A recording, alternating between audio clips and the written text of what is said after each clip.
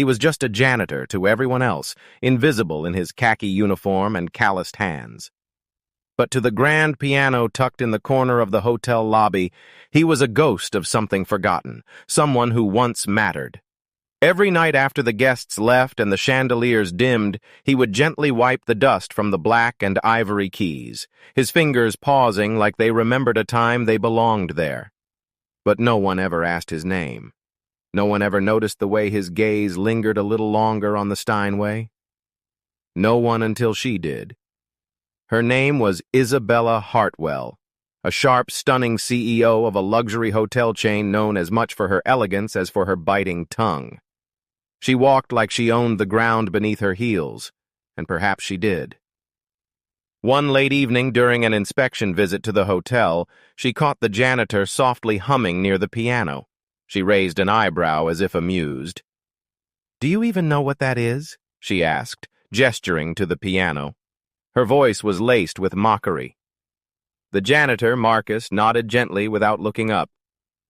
"Chopin's Nocturne in E-flat major," he replied, his voice calm and steady, though his heart thudded against years of shame and silence.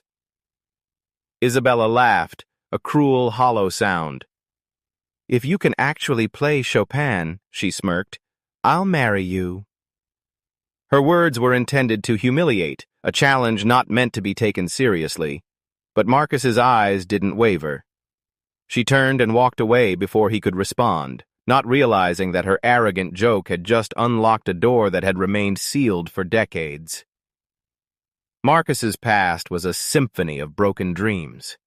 He had once been a prodigy, a rising star, trained at a European conservatory before life and loss silenced his music. A car crash had stolen his mother, his scholarship, and the only piano he'd ever owned. Homelessness followed. He cleaned toilets to survive, not because he lacked talent, but because the world had no patience for grief or broken wings. His only solace was the stolen minutes he spent brushing his fingers along the keys, pretending he still belonged in the world of melody and meaning. That night, something shifted. Marcus couldn't sleep. Her words rang in his ears like a cruel dare, but beneath the sarcasm was an opportunity, a crack of light in a wall of darkness. For days he practiced in secret, coming in early and staying late, making sure no one saw. His fingers stumbled at first, stiff from years of disuse, but slowly the music returned. It was not just notes. It was memory. It was hope. It was everything he had buried beneath the janitor's uniform.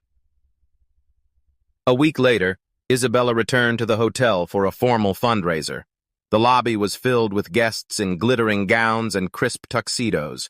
A jazz trio was scheduled to play, but due to a last-minute cancellation, the piano stood quietly waiting. Marcus saw his chance.